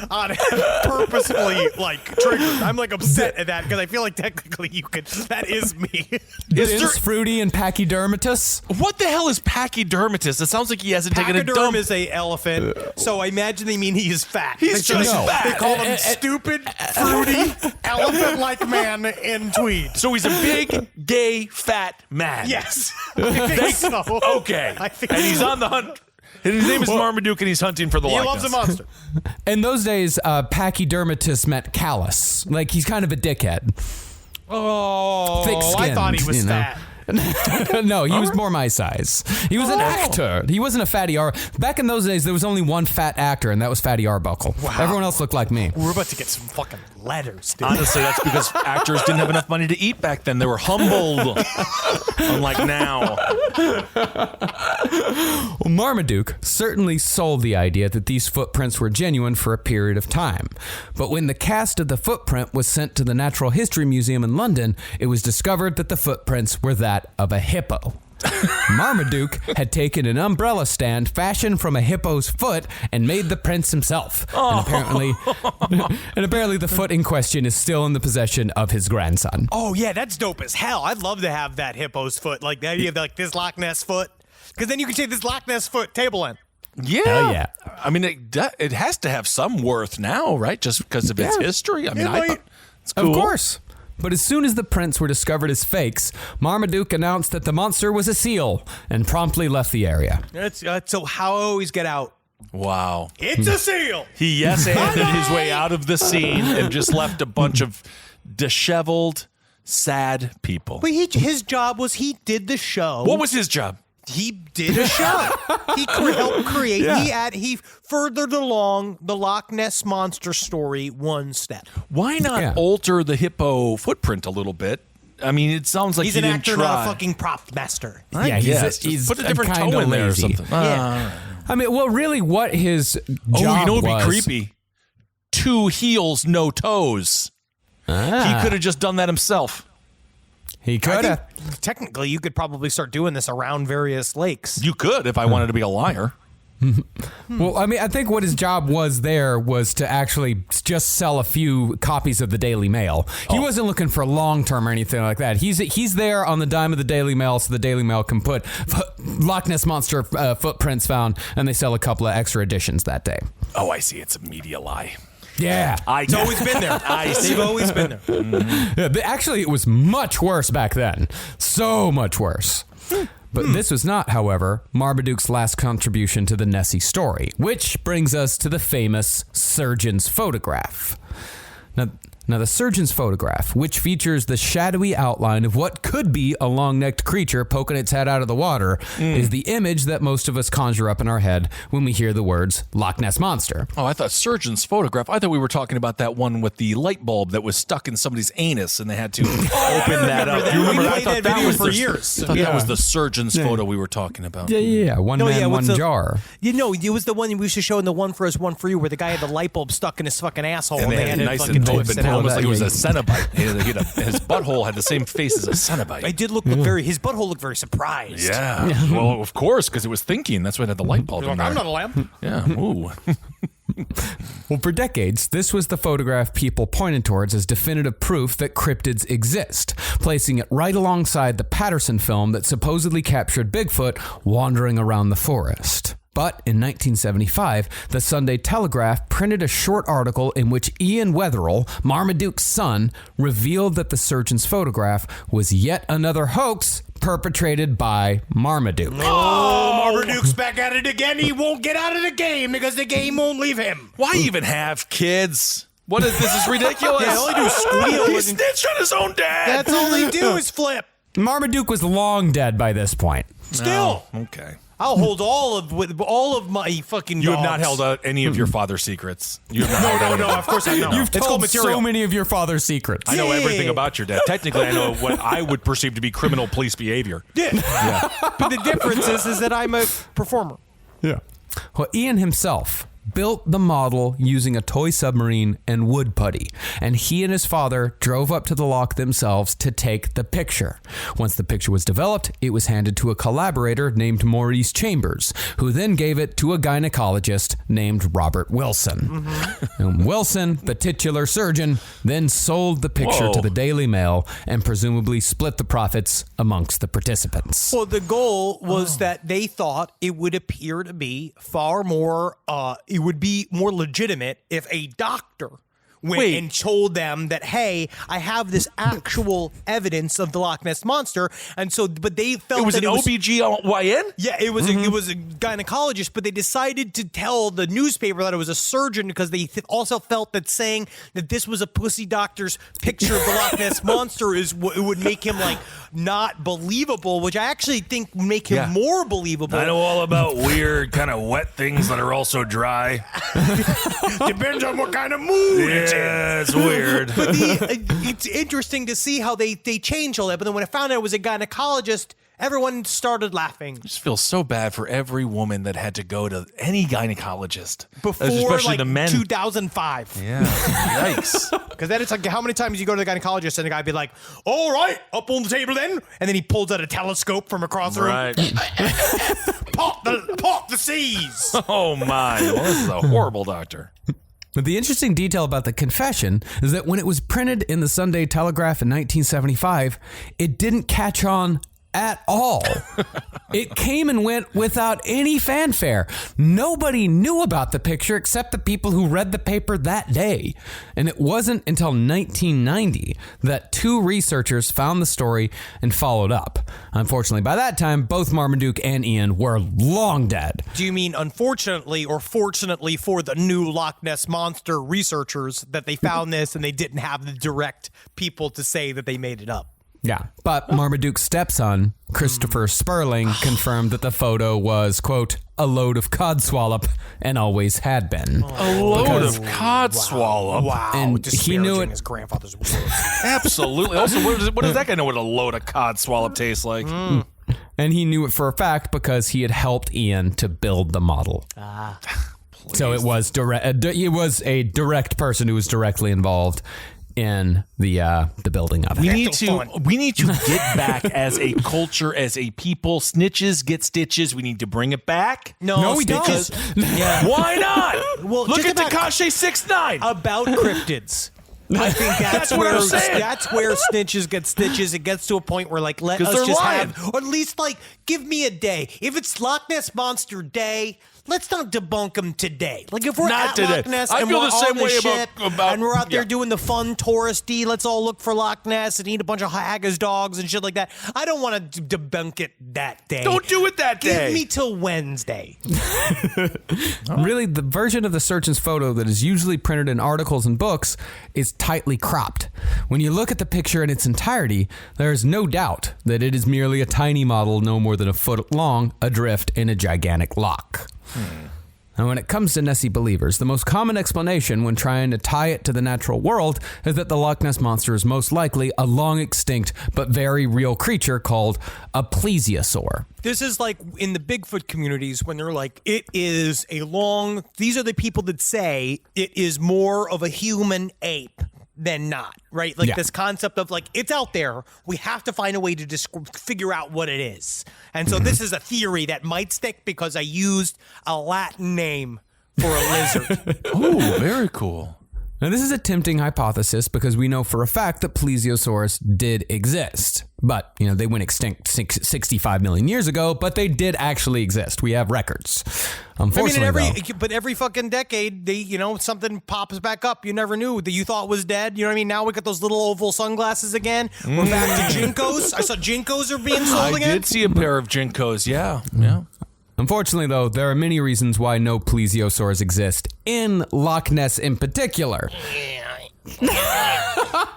They might exist elsewhere. I'm not discounting the existence worldwide, but first, the plesiosaurs were tropical animals, and the deeper waters of Loch Ness, where Nessie would have had to hide to prevent from being constantly seen, never rise above 45 degrees Fahrenheit. It's a Miami dinosaur. Yeah, it likes to have fun at Margaritaville. Second, the loch only has a total fish population of 22 tons, which wouldn't even be able to feed one plesiosaur, much less an entire breeding population. Unless you say that Nessie is merely visiting, the River Ness, which links the loch to the sea, is so shallow in some areas that fishermen are able to walk across. Maybe it takes a boat. Maybe it does take a boat. Is it possible Maybe you called an Uber if you thought about that? You thought about that? Maybe it takes a fucking... Maybe it takes a plane. Well, that's ridiculous. What if it walks? Could it walk? Does it have little feet? Does it? No. Does the loch? It could have little feet. What if it has little feet and it walks? If it's a plesiosaur, it doesn't have little feet. It has flippers. Yeah, it would have flippers. So, no, that's where you're also fucking wrong. All right. Third, plesiosaurs were not fish and therefore breathed air, which means that if even one plesiosaur did exist in the loch, it would need to surface several times an hour to catch its breath. Finally, the biggest strike against the theory is that the loch has been dredged multiple times and not a single plesiosaur bone, or in fact any bone that might be considered monstrous, has been found. I don't like all this science. Well, they have that and then they've scanned it multiple times and then they just haven't found it yet. Not yet. Right. Maybe it's moved on. I think that's the key. It hasn't been found yet. Well, it's obviously an introvert. It's very shy. It doesn't want to be bothered. It could be a goth plesiosaur. Yeah, maybe it moved on. And speaking of attempts to find the creature, countless attempts and an untold amount of money has been spent to try and find the creature that, with hindsight, is now obviously a joke that just got way out of hand. People need Nessie, though. They love Nessie. It's good for the local economy. It's good for the local economy. It's good for their spirits. They love the mascot of Nessie. There's something about it. And I think what it is that it makes Scotland more mysterious. When Stonehenge, when the whole thing kind of came out that they kind of believe that it's just a calendar, that's disappointing. No one wants all this effort to go into a fucking calendar. I got a calendar with a fucking Garfield on it. Right. It's a fucking shit about a fucking calendar. Shit. I don't need to always be reminded of my appointments. Well, it's just such a big calendar. They could have made it so much smaller. Yeah, so you could see how they're but this allows us to add some more mystery, more mystery to Scotland than just does everyone not wear underwear underneath their clothes there. Oh my goodness. Well, I want to live in a world where Loch Ness Monster exists, so therefore it does. Great. Okay. Block it out. You and Q. It out. Me and I also think that Q believes in the Loch Ness Monster. No, I think the Q is probably with Goebbels on this one.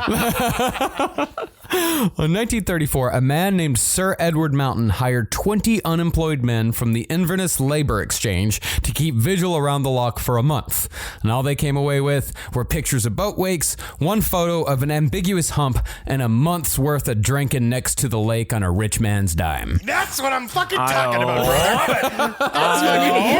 Not only he's making jobs, he's making the funnest jobs in the world, which is just the label of cryptid stakeout is one of the funnest weeks you can have. That's fucking incredible.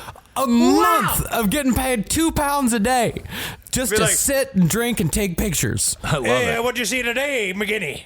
Nothing. Me too. Congratulations, I guess the job's got to continue to tomorrow. It better. In 1964, the constant camera approach was tried by the Loch Ness Phenomena Investigation Bureau. However, after several months of 24/7 filming and further years of on and off monitoring, nothing was captured. In 1969, the Loch Ness Phenomena Investigation Bureau tried a different approach and fielded a custom-made yellow submarine that they dubbed Viperfish. Wow. And they made it a snake, but it's a fish. Yeah. And they armed it with something called a biopsy harpoon. I don't think None of this is going to work. That is not an exact instrument. No. You know, like, I would actually be really upset if I went into my GP and I found out. It's like, all right, we're ready to find out if the skin cancer is actually spread. Let me get my biopsy harpoon. Oh, no. I have to fire it from the lobby. You have to act like a whale. We're going to put you in this tub. Okay, harpoon him. Unfortunately, it's stage 4. Yeah, you're going to die in a month. Unfortunately, you have to die of immediately terminal harpoon cancer. Yeah, sorry. Underwater photography was also useless because the waters of Loch Ness are so opaque as to be described as inky. Ooh. And not even sonar, which one would think could ferret out such a large creature easily, produced any results.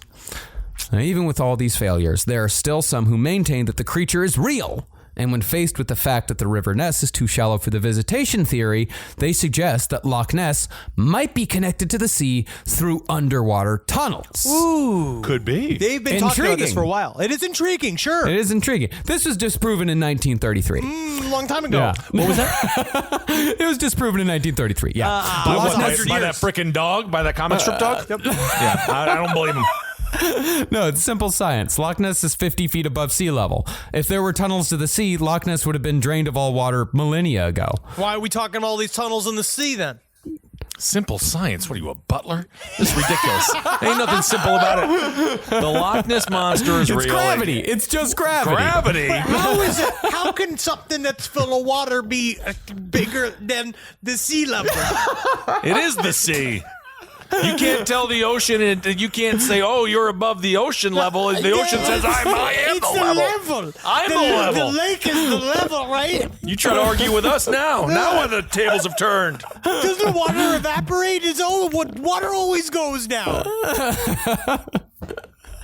Okay, but despite the total... I don't know fucking water physics 100%. I trusted a scientist when he said it's 50 feet above sea level, so it's going to all drain out if it's above sea level if there's a tunnel to the sea. That's his first mistake. There's fucking nerds that every day that go to some big fancy fucking college and they get money to research things called imaginary numbers. Can you think about that? How about where's our tax dollars going? I don't know how I'm not sure how you got to the tax dollars again. I'm going out and I'm stopping the country. All right, your this shirt is how we got into the mess we're in today.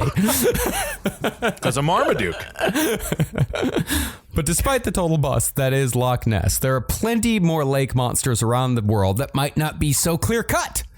And the vast majority of them are, for some reason, up in my neck of the woods. In New York State and Vermont, we have Champ, the great beast of Lake Champlain. Champ is a Love beloved creature. Yes. In upstate New York. They love this lizard. Yeah. Lake Champlain is 23 times larger than Loch Ness and was known as the 6th Great Lake for just 18 days until it was stripped of the title when it was discovered that Vermont Senator Patrick Leahy had hidden the redesignation in a routine funding bill. That's called a responsible senator who's fighting for his constituents. Yeah, I am the liquor. Leahy, that name has been ruined by Trailer Park Boys. I am the liquor. This is actually great, though. That's what I want my senators to be doing. Honestly, you try to bump us up? Absolutely. Get the tourism in there. It's a beautiful part of the country. Now, the story of lake monsters living in Lake Champlain actually predates the arrival of Europeans in America, because local tribal legend has it that Champ is the result of a love affair gone wrong. Very romantic. It's a romantic story. Champ, you'll see, he's a lover. Okay. According to the legend, a Native American princess by the name of Bulwaga had 2 suitors, which naturally led to the spurning of one. The spurned suitor threw Bulwaga from a cliff into what is now known as Bulwaga Bay, and the princess drowned. Like a fucking spear. That's horrible. I hope the other person got revenge and killed that man. Well, stricken by grief over what he had done, the suitor picked up 2 large stones and followed her into the depths. Wait, what? He just killed himself afterwards? Yep. Yeah, he was. No, thank you. Yeah, he had so much grief. He was overcome with grief. Bulwaga. I guess he really did love her. He did. I guess. The fates, however, changed him into a sea monster destined to mourn his love forever. And it is said that you can still sometimes hear the monster crying, Bulwaga at dawn. That's honestly though, beautiful name.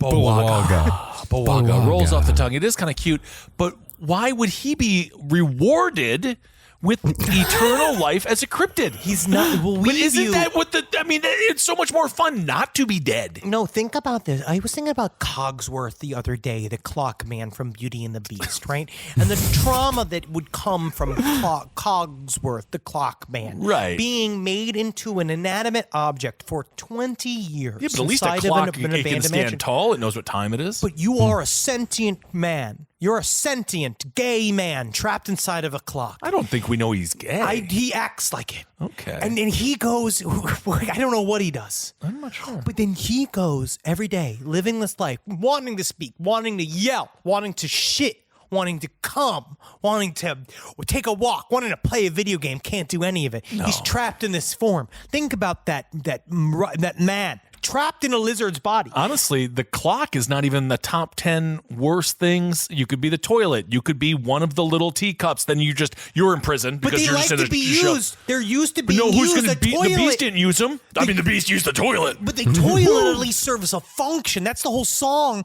and that movie's about. Is about how they used to serve a function and now they're just stuck in this home. Yeah, I just feel like the clock isn't that bad. If I had to choose one, I would. Okay. Yeah, clock. Yeah. Well, as far as sightings from Europeans go, it was said that an explorer named Samuel de Champlain, for whom the lake is now named, saw a 20-foot serpent swimming in the lake in 1609, thick as a barrel and sporting the head of a horse. Ooh!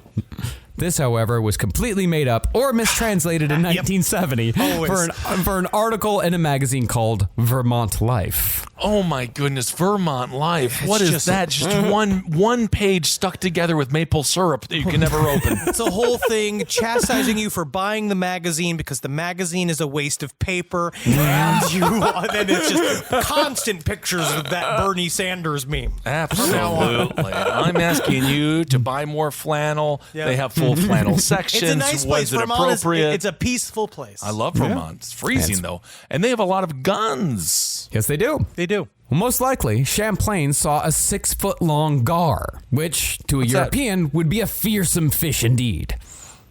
Do you know a gar? Big fish. I actually know what the gar is. Big fish with a big sword at the end of its nose. Yes. Whoa. I'm looking at it now. Oh, yeah, this is crazy. Honestly, that's one of those things that's got the big clacking teeth. It kind of looks it's got like an alligator mouth. That's kind of cool. I can see why you'd think that was a monster if you had never seen that thing before. Can we also just say that we live with all the monsters? No, that's real. I'm looking at it. I'm like, that is real, right? Like, that is the truth. We do have monsters. There are monsters. Like, you can still get a 15-foot fucking gator, and that is just as real and as dangerous and as fucked up as any one of these fake monsters. Okay. Yeah. There were, however, other sightings in times of yore. In 1819, a stout seaman named Captain Crumb claimed to have seen a 187-foot-long black monster with a flat head rearing 15 feet out of the water. And would you believe it was going in and out of my wife in a hotel room? Oh, my God. I think you've got some issues. From what Captain Crumb said, it had 3 teeth, a white star on its forehead, and large eyes the color of a peeled onion. He was an onion, I see. I don't know. So his eyes were the color of a peeled onion. My favorite flower.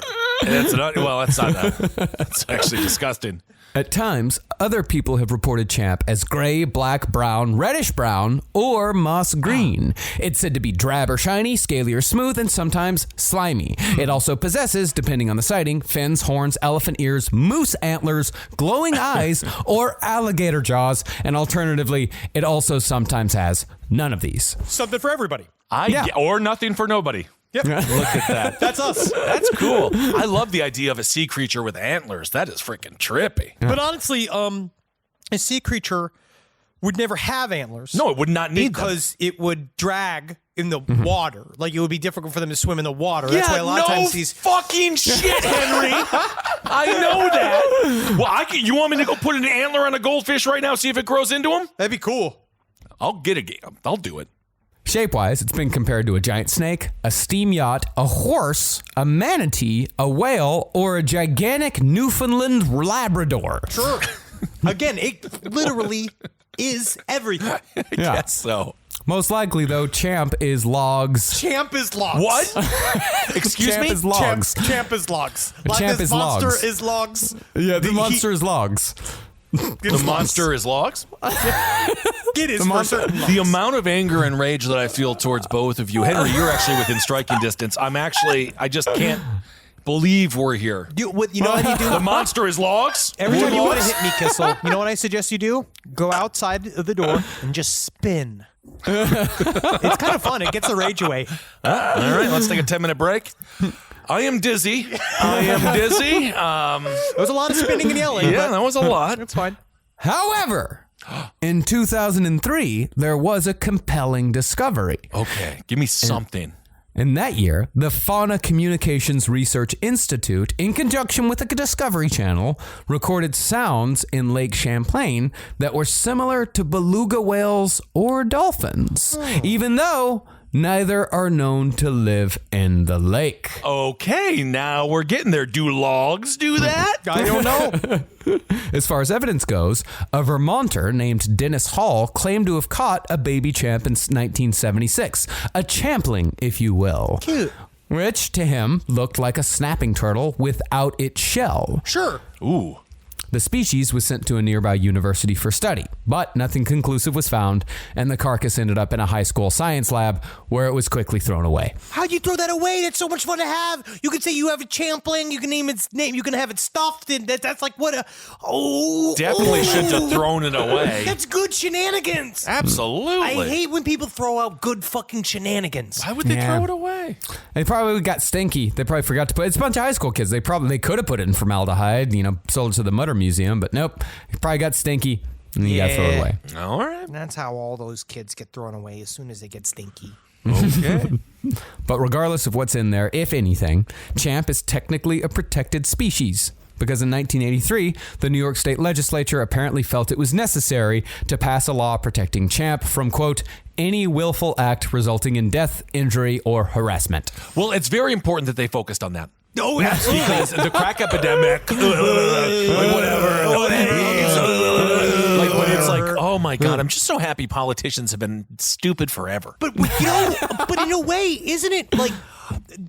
I think there's a conflict, right? Because some people are super excited when the government says like cute things about cryptids, because in a way it kind of creates more psychic energy in the psychic bank account of these things existing. Because kind of the tulpa aspect of it, where more and more people talk about it, create genuine, real rules surrounding it. Eventually, you're creating space for it in your mind, and you kind of make this little weird world where it is real, because there is a piece of legislature that says the name Champ, the lake monster, on it. Right. A bunch of people, we paid money to go legislate this, and they did it. So technically, we willed it into existence. What about closing Rikers?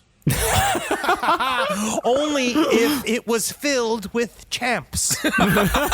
Then we would pay attention to it. Okay, I got you. I've actually got kind of a feeling that this was probably targeted towards upstate yokels.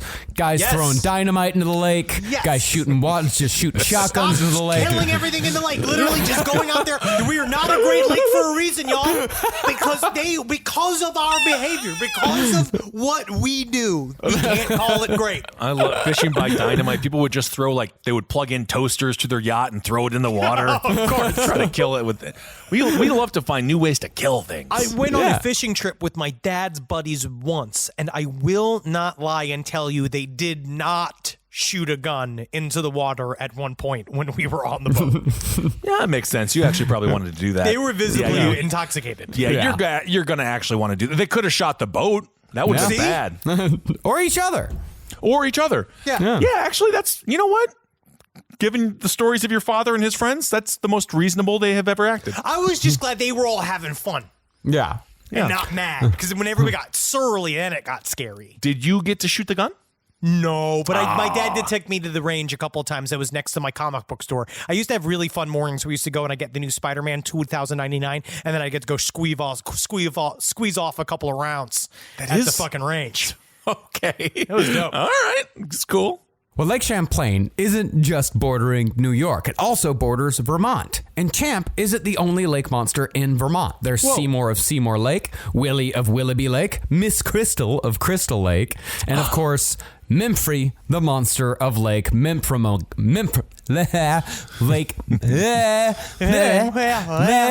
the monster of Lake Memphremagog. Now, I know that we're saying it wrong. We know it's not Memphremagog. We don't know what it's pronounced, but you can tell us it. It might be Memphremagog. Could be. I can't see any other way to pronounce it other than Memphremagog. You know, they always have to be like, you know for a fact that it's the meme from a gig, and you're like, I don't fucking know. You should have known that. You should have known that. Also, there's a Crystal Lake in Minneapolis that has a life-size Jason Voorhees on the bottom of it. That's awesome. It's very cool. Yeah. That's great. Now, the sightings of Memphrey are pretty standard as far as lake monsters go, but the interesting thing about it is that there's a woman named Barbara Malloy who claims exclusive rights to the creature and is threatened to sue anyone who tries to even cover it. Oh, I love that cryptids also has I want to see the manager women. Right. Yeah, absolutely. But is she talking about it, or does she just want it to be dead? As of the writing of the book Lake Monsters, she was the head of the International Dracontology Society of Lake Memphremagog. Although she wasn't the founder. The founder was actually across the border in Canada, a man named Jacques Boisvert, who billed himself in 1986 as the world's first and leading dracontologist. Oh. However, it seems as if some bad blood has developed between Barb and Jacques over the years, because even though the two of them collaborated in founding the International Dracontology Society of Lake Memphremagog, Jacques was indeed one of the people Barb threatened to sue for trying to cover Memphrey in 2003. Okay, she also is, because she owns the word dracontology.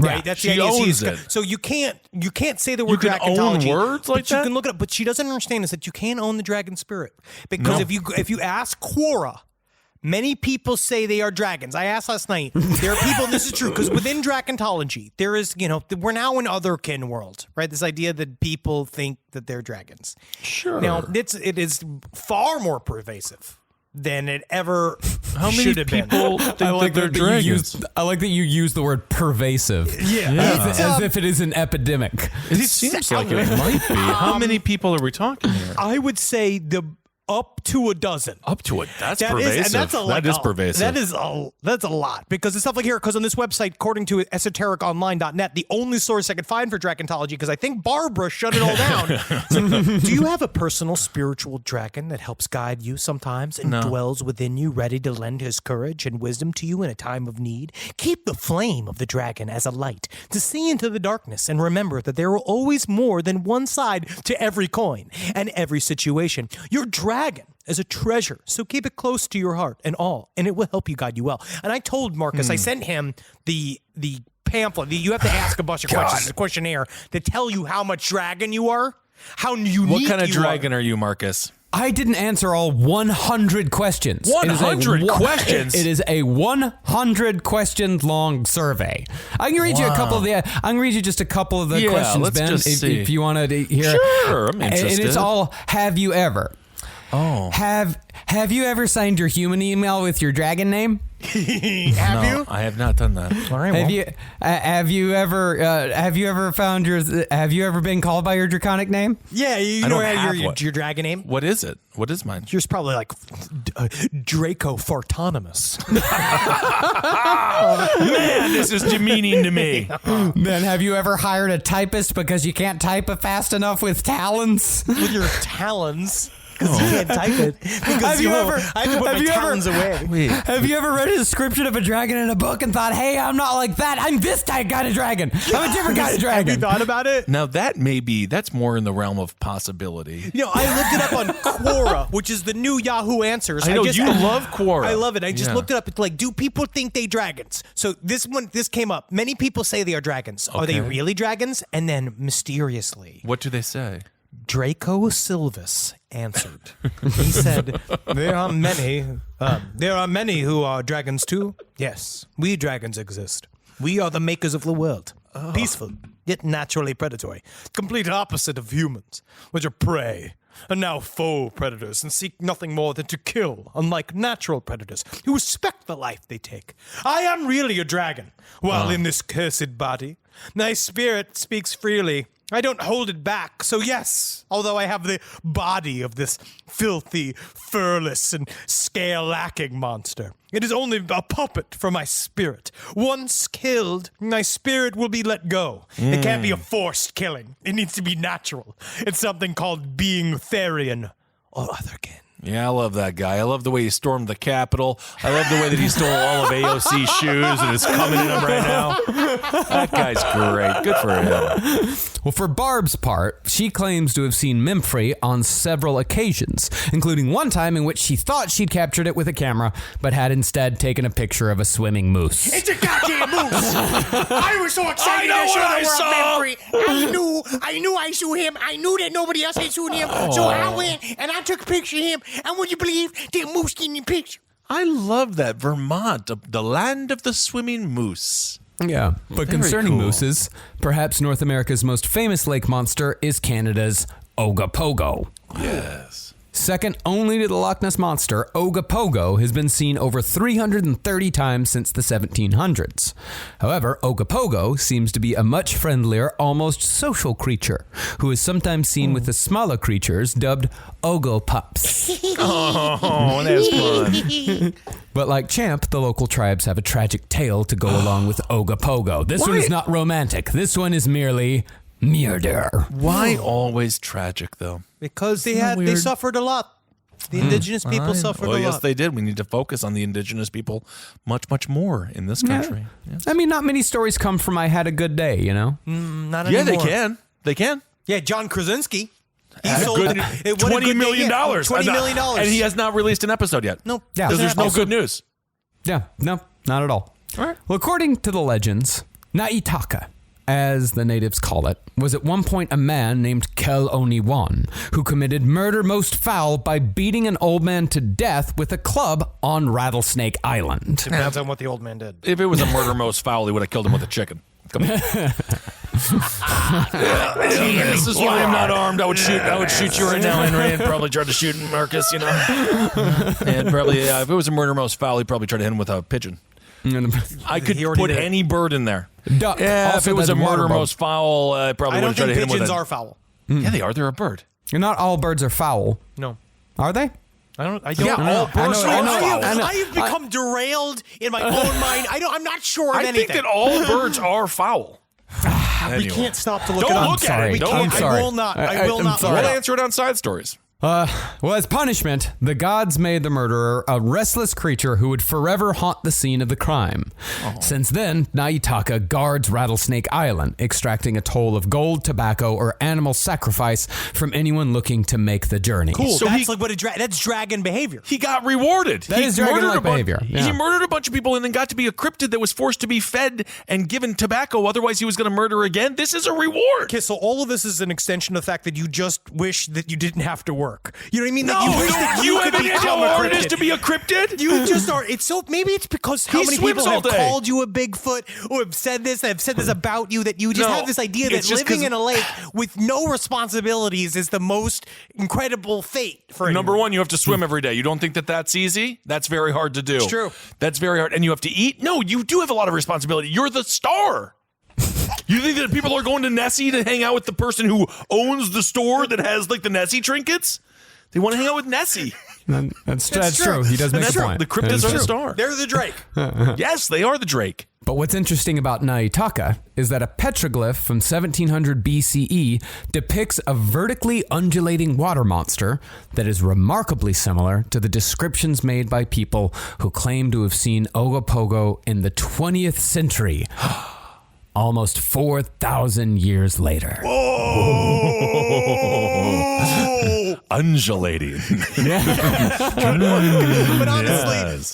that is the end of our tale of lake monsters. I do think it's interesting up to a point how many people have talked about seeing things in the water. But I Yeah. think that it's got a lot to do with it's truly the frontier we can understand. Undiscovered. Where like we can't understand, like while we know space is a concept, space is a concept, man. No, space is very real. I think Yes, I of think that course. we know space exists. But we don't know what it's like to go to space as humans. The majority of Like us don't deep know. space. Yeah, we like know how to go to the moon and back, but that's it. But I mean, like we don't see the moon.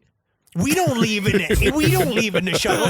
No, we don't do the moon. But no, they won't allow us on the moon. Apparently, we're talking bears. Yes, but you can see in the water, and the mystery is in the water. But we don't discover much with the water. But I'm saying those are the places I where actually we think could we know have more about access to. space than we do the ocean. I'm actually completely in a Are disagreement all with you. birds foul? Honestly, can we figure that out? Are all birds foul? I think that we got ourselves to a point where we are so dumb that we have heard the next series we're going to do.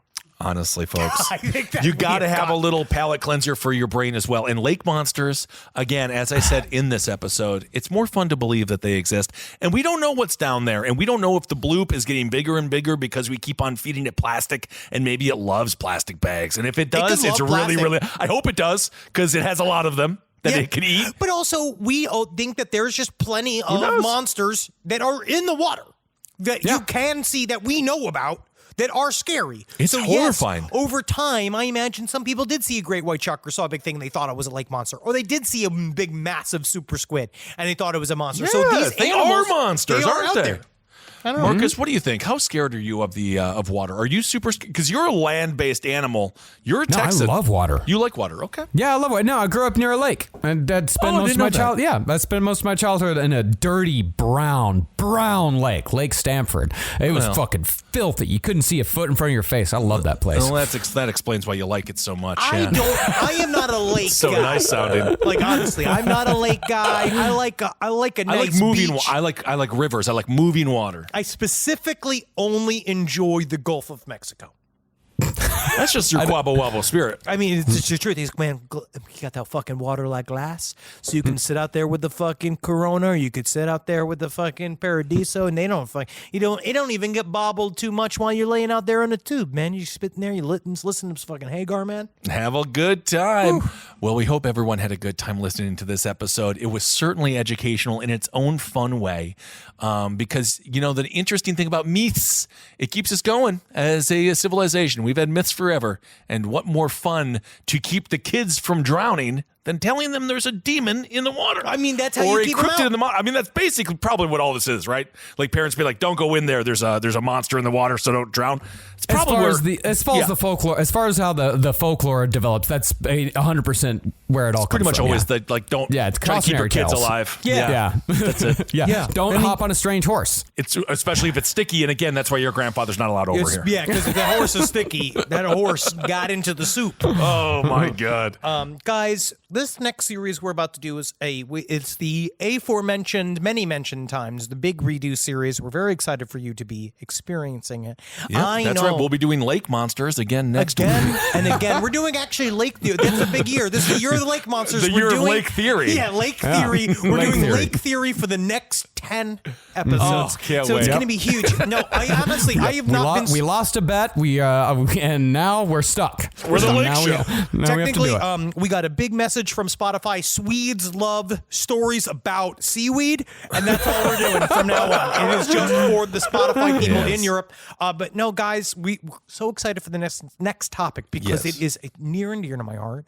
I cannot fucking wait because I already feel more powerful. Wow, from the you do. lessons. I don't know if that's a good thing. I already feel more powerful because it's all about finding our true will. Isn't it And mostly all of the butt noise magic? that we create all day get in the way of our true will and harnessing our true will. And sometimes all it takes is a little bit of mescaline and Anal. power bottoming. Yeah, a lot of anal sex. A lot of anal.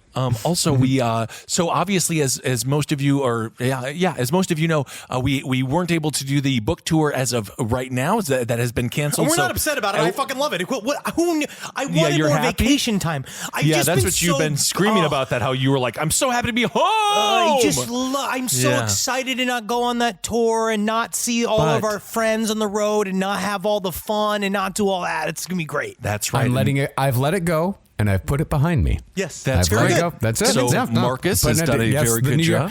The new year has begun. The new year began February 1st. I've let it go and put it behind me. Yep. Okay, See? very good. At peace. Not at all a problem. Everyone is totally mentally stable. I am now. I wasn't, but I am now. As long as you keep on screen. This is me stable. I believe both of you.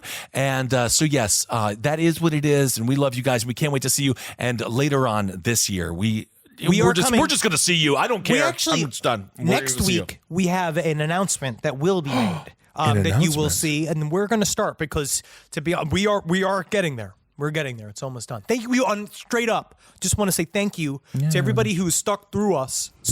Stuck through us. Oh my goodness. Everybody has stuck with us this last year, and the amount of incredibly nice messages and the amount of support that we have gotten from you guys, and how it makes us want to work harder and make sure that we are doing we're entertaining your fucking ass, but also educating your fucking asses. Edutainment is at its highest level. You want to say that after we just did Lake Monsters? This you think episode this is the time different. This is a palate cleanser, right? Because if someone writes their thesis and credits us for this, they shouldn't be graduating college. But it depends on what they're going to school for. No, well, that's true. But we want to thank you guys, and we can't wait to see your fucking faces so soon. Absolutely, and we will see you soon. Keep on supporting all the shows here on the Last Podcast Network. Kind of fun. We're talking wrestling and sports. Top Hat. We talk politics. Wizard and the Bruiser. They talk entertainment and nerd culture, and of course, Page 7. All things actors and actresses. And the big thing too is we got 2 new podcasts coming to you in the next month. We have got a show called Someplace Underneath. Will be a brand new podcast. It's about missing people. Very, very excited.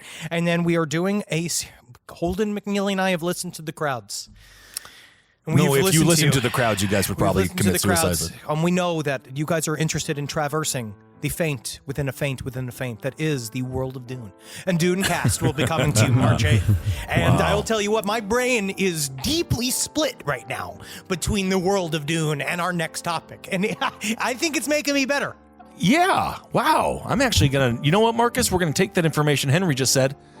We're those eggshells. Put them on the ground and let's walk on them. Well, let's walk on eggshells all week. Okay, whoa, see? You know what's been helping me is that I do the reading in the bath. Now that I've been drawing baths for myself. That's all I've ever done a lake monster. All right.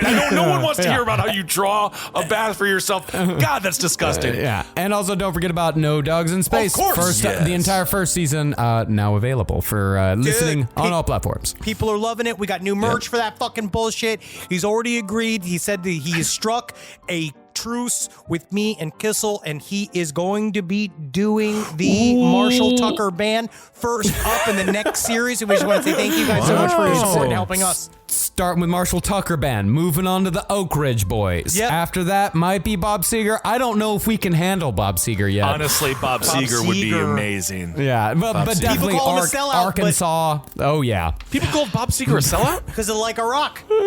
He just, oh my God, don't even. All right, I'm actually going to get upset. Yeah, but he just, I mean, honestly, I mean, he got you can lucky. sell one song. Bob Seger was for the working man. Bob Seger was the Midwest Bruce Springsteen.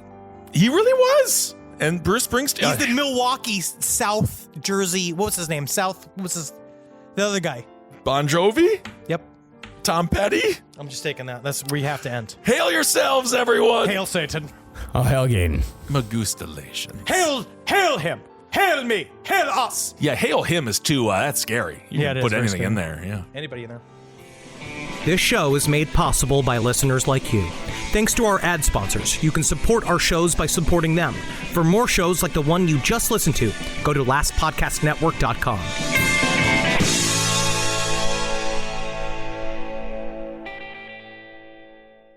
Talk about regrets. We all know someone who's been in a car accident and said, I don't need to call a lawyer, only to regret it after their pain and damages were worse than expected. When someone hurts you, you deserve to be compensated fairly. Morgan & Morgan is America's largest injury law firm, fighting for the people for over 35 years. Injured? Visit forthepeople.com/podcast. That's forthepeople.com/podcast. Their fee is free unless they win. Hey, listeners. Marcus, Ed, and Henry here. It's a little bit of an announcement. You loving all the episodes of Last Podcast on the Left lately? Well, listen, now you can get even more from us. Squeeze it out of us. If you want to hear new episodes ad-free and unlock access to Last Podcast on the Left 7 days early, subscribe to SiriusXM Podcast Plus on Apple Podcasts or visit SiriusXM.com/Podcast Plus to start your free trial today. Do it.